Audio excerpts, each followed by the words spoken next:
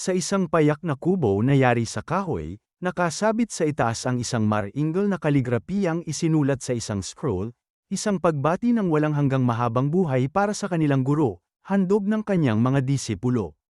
Ngunit sa ilalim ng gayong nakakaakit na alaala, naroon si Xiao Xuan, nakahiga at halos hindi na makahinga, pinipilit lamang mabuhay matapos ang isang misyon na nauwi sa malagim na pagkatalo. Nakatayo sa paligid ng kama ang kanyang 5 disipulo, ngunit wala ni isa mang bakas ng tunay na malasakit. Sa gilid, nakaluhod si Zihinoo, ang batang babaeng minsang binili ni Xiao Xuan bilang isang utusan, ngunit sa kabila ng lahat, siya lamang ang nanatiling tapat. Basang-basa ng luha ang kanyang mukha habang patuloy na umiiyak sa tabi ng kanyang Panginoon. Habang nalulugmok sa lungkot si Shinoo, kabaligtaran naman ang mga salita ng 5 disipulo. Ang pinakabatang silay ay nag-aalangan, humihingi ng payo kay Yi Chuhan, ang pinakamatanda sa kanila. Ngunit malamig ang tugon ng una, na mas mabuting maghanap na lamang sila ng panibagong guro kaysa mag-aksaya ng oras sa isang bangkay. Ang ikatlong disipulo, si Wu Fang, ay walang pakundangan sa pagbagsak ng kanyang guro at tinawag pa itong walang silbi. Tahimik lamang si Lin Haoran, ngunit sa kanyang isip ay naglalaro ang mapanlinlang na hangarin na maaga ang mga sekreto ng kanilang guro bago ito tuluyang bawian ng buhay. Samantala, nakangising nagpapaypay si Wang Fang, ipinagmamalaki ang pagnanais na lumipat sa ibang elder na mas makikinabang siya, lalo na sa mga alingas-ngas tungkol sa magagandang babaeng disipulo roon. Ang kanilang mga salita ay naging matalim na sibat sa damdamin ni Shinoo. Hindi niya napigil ang sumabog sa galit, tinawag silang mga walang utang na loob at itinuro ang kanilang kawalan ng dangal. Sa kanyang pagsabog ng katotohanan, si Wu Fang ay naglakad pasulong, binuka ang kanyang mga kamao at walang awa siyang sinampal, dahilan upang mabuwal si Shinoo sa sahig, duguan at nanginginig. Nagbuntong hininga lamang si Yi Chuhan at sinabing pabayaan na lang ang babae, walang silbi rin naman. Pagkatapos, kinuha niya ang natitirang gamot na hindi nila itinuring na mahalaga at tuluyang naglakad palayo kasama ang iba pa, lahat bitbit ang kayamanan na ninakaw nila mula sa kanilang guro. Iniwan nilang magulo ang silid, si Shinoo ay nakahandusay sa sahig, nanginginig sa galit at pagkamuhi.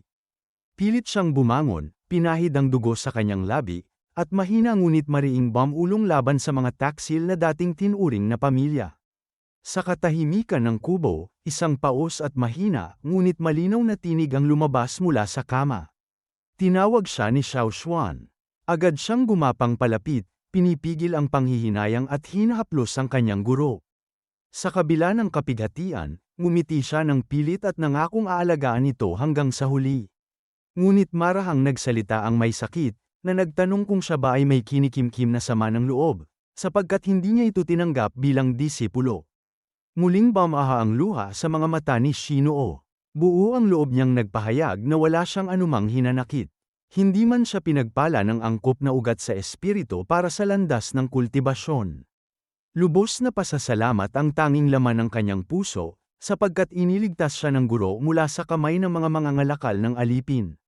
Ang tanging ikinagagalit niya ay ang kawalan ng katarungan ng langit, na ang mas asamay na mamayani samantalang ang mabubuti ay unti-unting nawawala. Humikbi si Xiao Xuan, pilit na bumangon sa kama ngunit sinalubong ng malubhang pag-ubo, dugo ang dumungis sa kanyang mga kamay.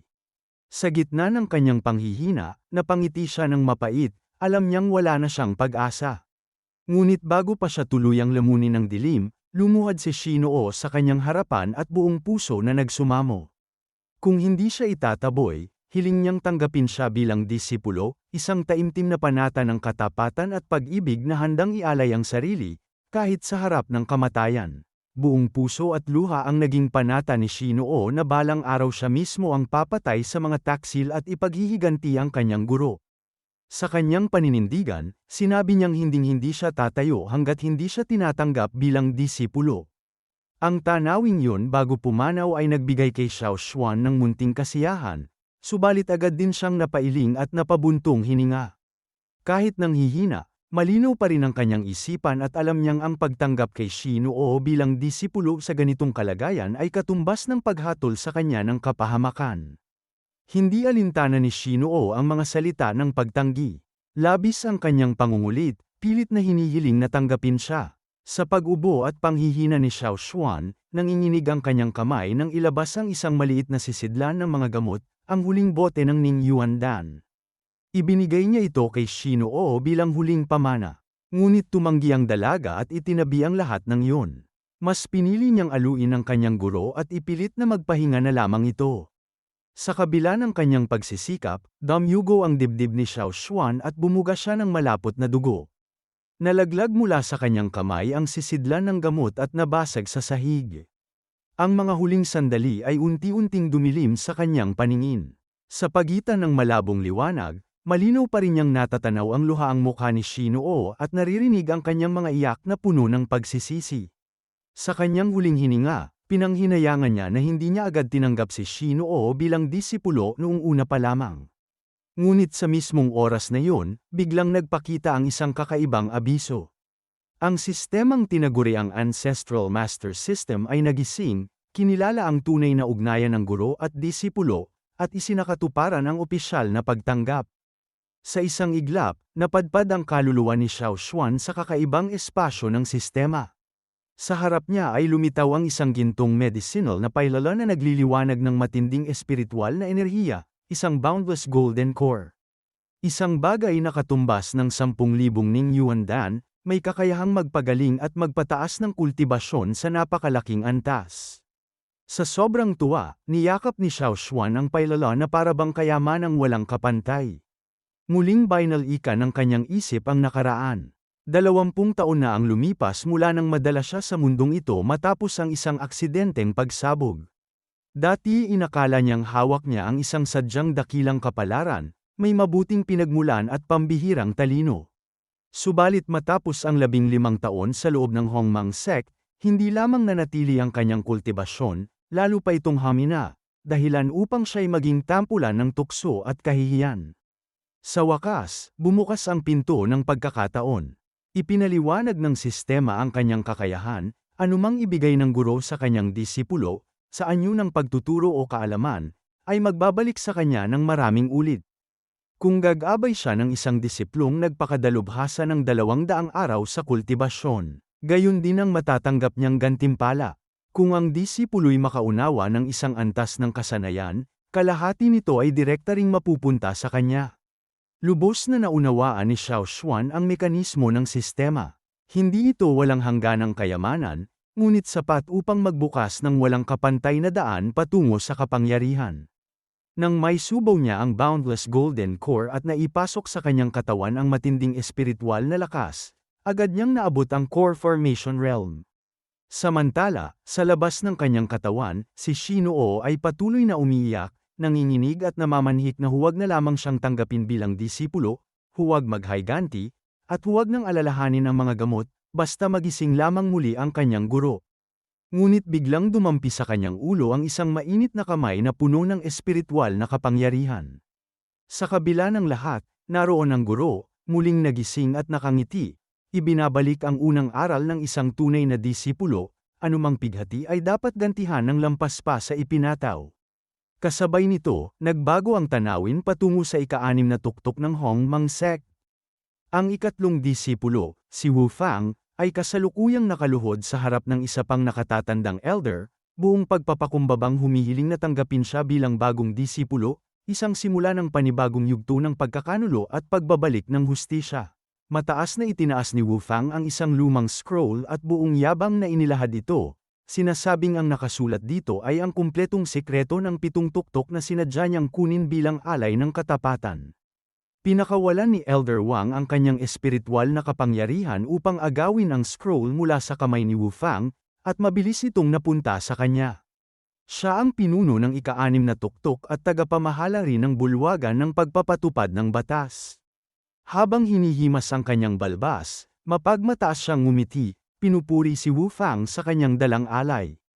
Para sa kanya, isa itong nakakatawang tanawin, ang dating numero 1 henyo ng sekta, si Xiao Xuan, ngayoy ibinaba na sa antas ng pagkakawalang hiya ng sariling alagad. Itinuon ni Wang Yan ang kanyang tingin kay Wu Fang at mariing nagpaalala. Kung nais nitong maging disipulo, posible yon, ngunit may kapalit. Ibinalibag niya sa harapan nito ang tanikala ng pagpigil, mga kasangkapang kayang putulin ang espiritual na ugat ng sinuman. Ipinag-utos niyang kung madadala nito pabalik ang espiritual na ugat ni Xiao Xuan, agad niya itong gagawing pangunahing disipulo. Ngunit binalaan din niya na kapag nadikit ang tanikala sa dugo, maaari itong sumabog ng kusa. Parang aso sa kanyang amo, gumapang si Wu Fang upang kunin ang tanikala, at agad siyang binalot ng matinding lakas ng espiritu, ipinapakita ang buong pananalig sa kanyang bagong Panginoon. Ngunit bago niya pa man makumpleto ang pangungusap, isang gintong sinag ng Linky ang biglang tumama sa kanyang likuran, nagpalipad sa kanya patungo sa halijing bato. Nabutas ang haligi at nagkalure-lure ang kanyang mga daliri, habang ang tanikala ng pagpigil ay damaykit mismo sa kanyang tiyan.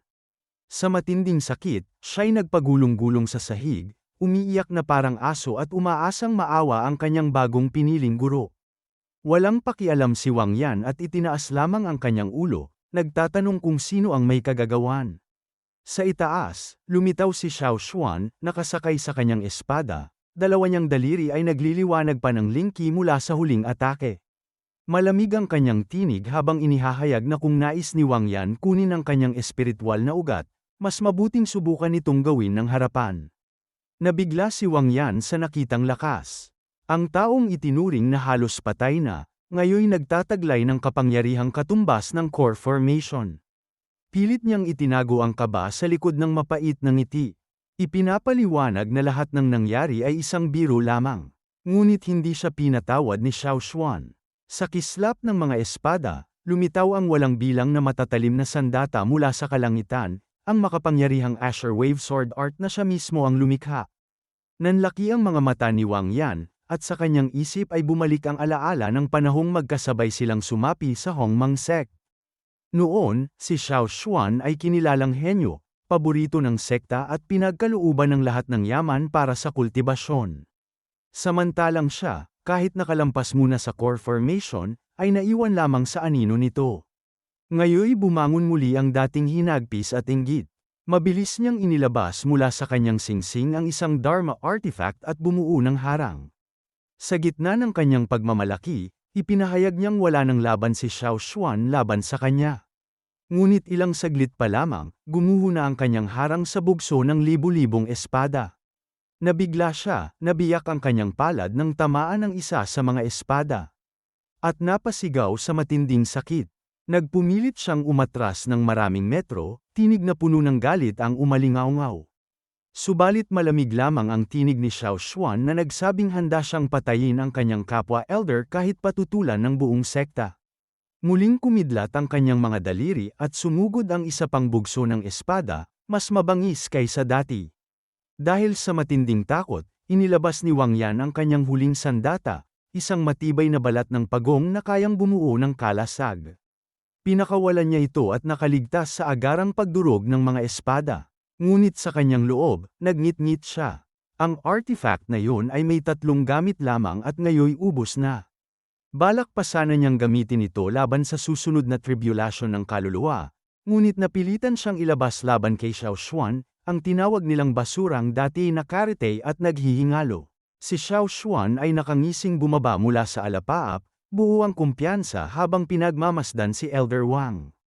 Hindi nagtagal, muli niyang pinakawalan ang kanyang espada, pinagsama-sama ang lahat ng maliliit na talam upang mabuo ang isang dambuhalang espada. Sa isang iglap, ibinagsak niya ito sa tortoise shell na ginamit ni Wang Yan bilang huling depensa. Agad na nabatid ni Wang Yan na wala na siyang ligtas kaya't nagpumilit siyang magsalita upang mailigtas ang sarili. Ngunit malamig at walang awa ang titig ni Xiao Xuan habang patuloy na pinupuno ng espiritual na enerhiya ang dambuhalang espada hanggang sa tuluyang mabasag ang matibay na kalasag. Isang malakas na pagsabog ang dumurog sa paligid at nilamon ng alikabok ang buong lugar. Nang hamupa ang ulap ng usok, lumitaw ang malubhang sugatan at halos wasak na si Wang Yan.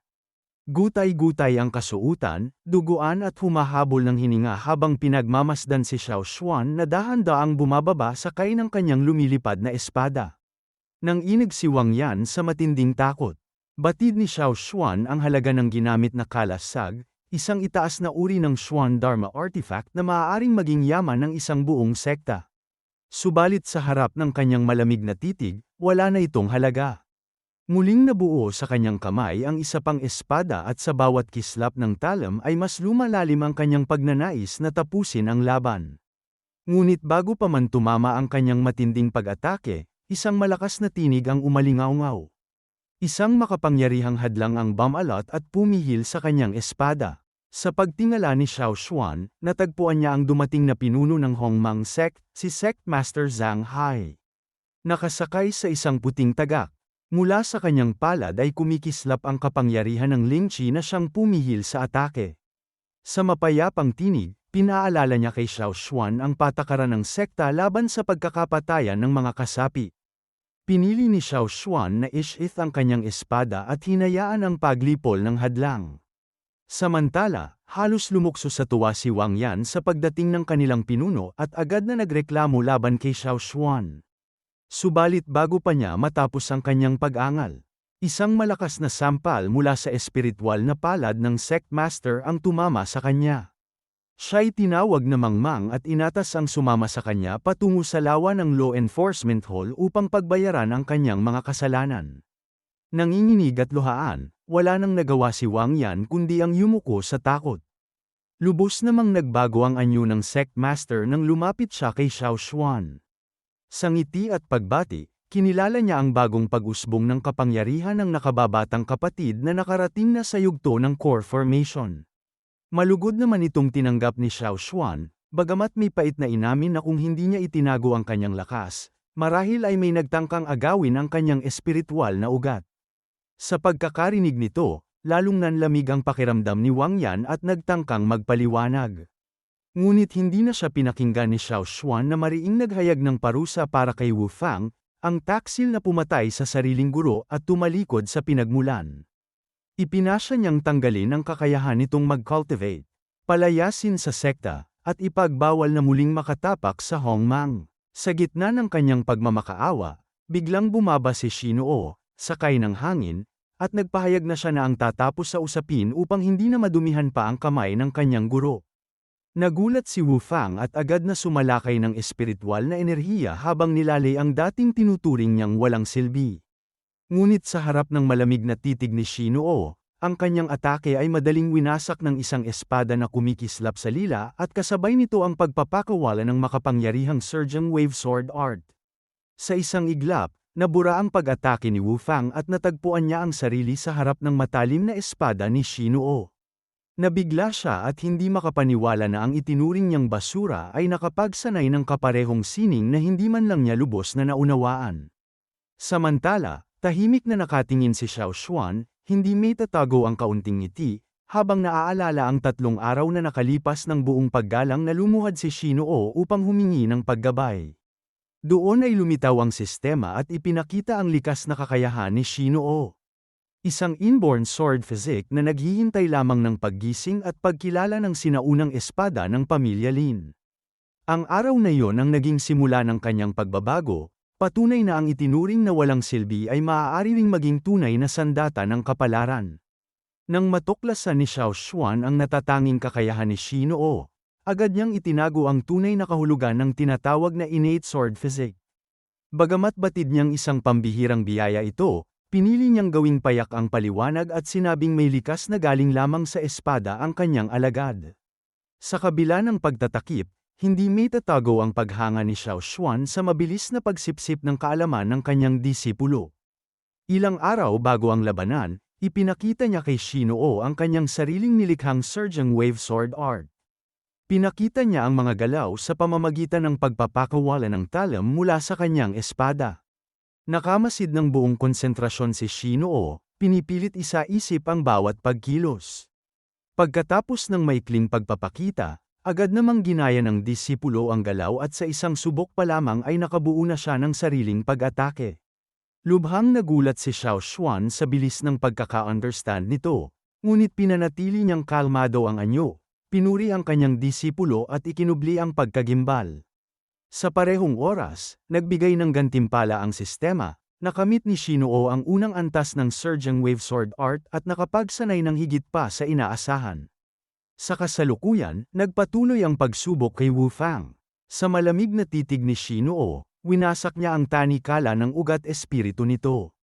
Sa isang matatag na hakbang, tuluyan niyang pinutol ang kakayahan nitong mag-cultivate. Kasunod nito, lumapit siya kay Xiao Xuan, yumuko at buong galang na iniulat ang pagtupad ng atas. Pinasalamatan siya ng kanyang guro at pinuri sa tagumpay. Nang dumating ang sekta master, iminungkahi nitong dalhin si Wang Yan pabalik upang disiplinahin. Ngunit hindi kaagad sumang-ayon si Xiao Xuan at nagpahayag na hindi pa tapos ang lahat. Sa harap ng matinding pressure, napilitang magbigay si Wang Yan ng lahat ng kanyang kayamanan bilang pag-aalay kay Xiao Xuan. Sa kabila ng ngiting pilit, inilabas niya ang kanyang Qian Kun bag at inabot ito ng may nanginginig na kamay. Tinanggap iyon ni Xiao Xuan na may ngiti ng kasiyahan, sabay abiso na aalis na sila ni Shinoo. Pagkatapos nilang umalis, nanatiling balot ng galit at hinanakit si Wang Yan. Sa kanyang isipan ay sumiklab ang sumpa ng paghihiganti, buo ang paniniwalang darating ang araw ng kanyang pagbabalik. Kinabukasan, sa Chiang Valley, masigasig na binusisi ni Xiao Xuan ang nilalaman ng Qian Kun bag. Isa-isang inilabas ang mga gamot at pillows, pati na rin ang mga kasulatan ng cultivation techniques. Nahanap din niya ang isang makapangyarihang kasangkapan, ang Five Elements Ruler na kabilang sa mid-grade Earth rank, isang bihirang yaman na inireserba niya para kay Shinoo. Ngunit ang higit niyang ikinatuwa ay ang mahigit 100 mataas na antas ng Spirit Stones, patunay ng malaking yaman ni Wang Yan. Samantalang abala siya sa pagsiyasat, dumating si Shinoo sa kanilang tahanan. Naghanda na si Xiao Xuan ng 2 upuan sa loob, isa para sa kanya at isa para sa kanyang disipulo. Mula roon, sinimulan niyang ipaliwanag ang pagkakasunod-sunod ng mga realm ng cultivation, mula sa paghasa ng katawan at dugo, patungo sa foundation establishment, core formation, hanggang sa mga makalangit na antas na halos hindi naabot ng karaniwang tao. Sa pamamagitan ng kanyang espiritual na enerhiya, pinakilala ni Xiao Xuan ang Xian Gang kay Shinoo at inatasan siyang danasin ang daloy nito. Sa pagpasok ng enerhiya, agad na lumitaw ang sistemang nagpakita ng bagong talaan para kay Shinoo. Isang tunay na disipulo na may mataas na comprehension, ngunit may mababang spiritual roots na kailangang maabot ang foundation establishment at kilalanin ang sinaunang espada ng pamilya Lin upang tuluyang ma-unlock ang kanyang innate sword physique.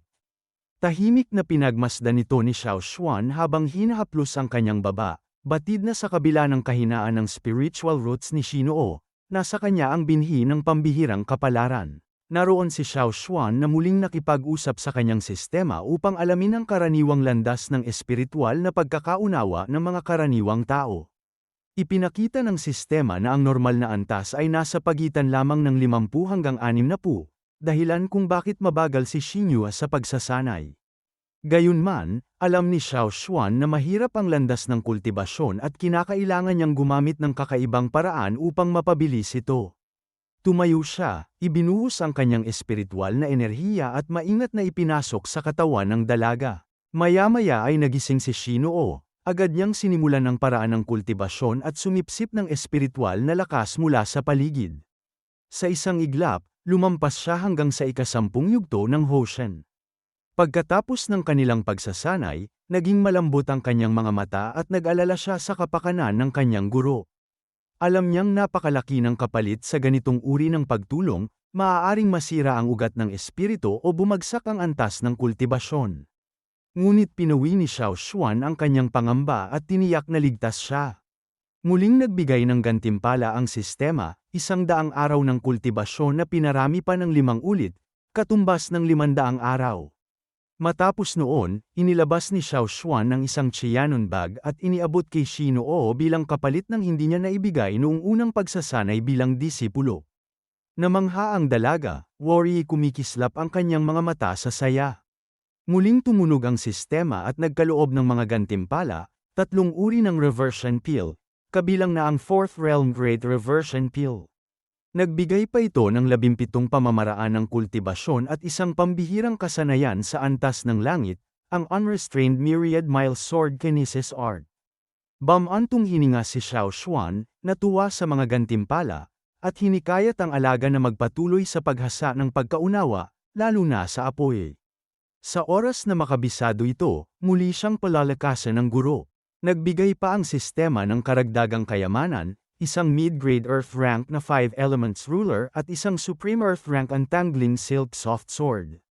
Bagamat muling nag-alala si Shinoo sa kalagayan ni Xiao Xuan, pinanatili niyang kalmado ang kanyang disipulo. Ipinangako niyang magsasara siya ng kultibasyon sa loob ng 3 araw at makaabot sa ika-5 yugto ng core formation. Sa pagdinig nito, tumibay ang tiwala ng dalaga at buong pusong nangakong poprotektahan ang kanyang guro. Nang makaalis ang disipulo, agad na sinuri ni Xiao Xuan ang sistema. Kinuha niya ang Fourth Realm Great Reversion Peel, isang napakabihirang bagay na naglalabas ng matinding espiritual na enerhiya. Higit na mahalaga kaysa kahit anong kayamanan ng isang sekta. Sunod niyang inabot ang isang espada at kasulatan ng kultibasyon, ngunit higit siyang natuwa sa natamong kasanayan sa antas ng langit. Ginamit niya agad ang bagong kasanayan, pinakilos ang Untangling Silk Soft Sword at pinatama sa isang malaking bato. Sa isang hampas, nagkadurog-durog ito. Muling bumalik ang espada sa kanyang kamay at napangiti siya, dama ang kapangyarihan ng ganap na pagkontrol sa espada. Batid niyang higit pang masusubok ang kasanayan kung makakahanap siya ng iba't ibang uri ng espada. Kumpiyansa siyang aabot sa ika-5 antas ng Golden Core. Ilang sandali pa, sa isang malaking pagtitipo ng Hongmang Sect Fair, dagsa ang mga tao. Doon namataan si Wong Fang, ang pang-4 na disipulo, nakayakap sa 2 babae habang ang ika-5 disipulo na si Lei San ay nakasunod, halatang naiinis. Sa tabi, may 2 babaeng disipulo na nagbubulungan tungkol sa balita. Si Elder Xiao ng 7th Peak ay nakarecover matapos ang isang pag-atake at umabot na sa Golden Core. Sa kanyang muling pagbangon, natalo pa niya si Elder Wang ng 6th Peak. Habang lumalaganap ang balita, hindi naiwasang pag-usapan ang kagandahang asal at sakripisyo ni Xiao Xuan sa kanyang mga alaga, dahilan upang lalo siyang hanggan. Ngunit sa kabilang banda, si Lei San ay nagtamo ng inggit at pagdududa, iniisip kung kanino maaaring nailipat ang kapangyarihan ng kanyang guro. Samantala, ang ika-2 disipulo na si Lin Hao, na nakarinig ng usapan, ay agad ding nagduda at nagpa siyang magsiyasat.